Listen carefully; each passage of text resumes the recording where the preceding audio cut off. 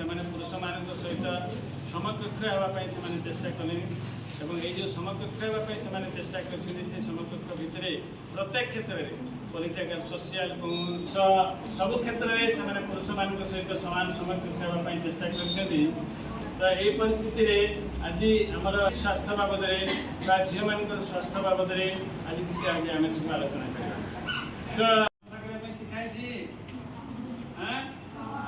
केता step अच्छी केता step रे हाथ सफा करने शिखाई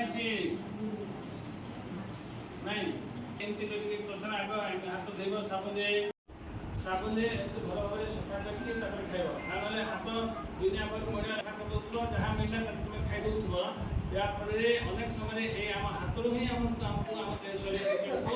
रोग प्रवेश करे आमको झाड़ा बांति आमको पतला झाड़ा छुआ मैंने प्रथम निज स्वास्थ्य को देखा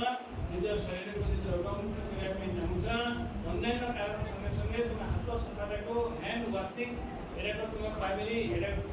पाठपढ़ा तुम ठीक से पाठपढ़ा ठीक से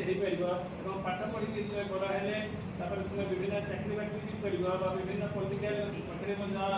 कहीं मुह बंद कर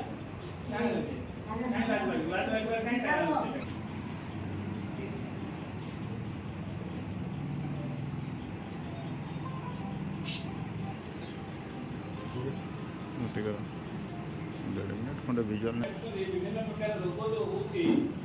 वायु बाहित रोग हो पारे जल बाहित रोग हो पारे कि अन्य मशा जनित रोग हो पारे आम खाद्यपाई रोग हो पारे विभिन्न प्रकार रोग हो पारे कौन कहते आम सब खाद्य ठीक थी पानी ठीक थी पवन ठीक थी मशा भी नथिबे मशारी भी नहीं सफा न थाए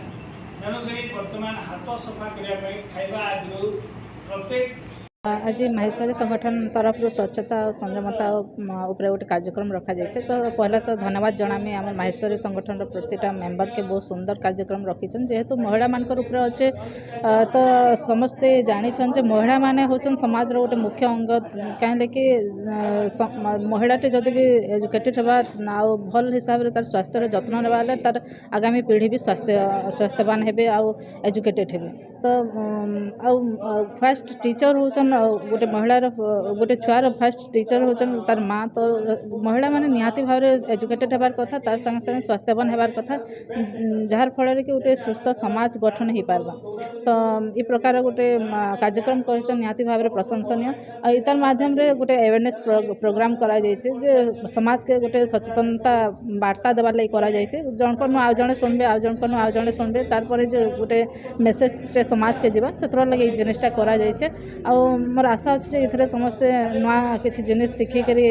भल हिसाब से निज स्वास्थ्य भी जत्न नेबे।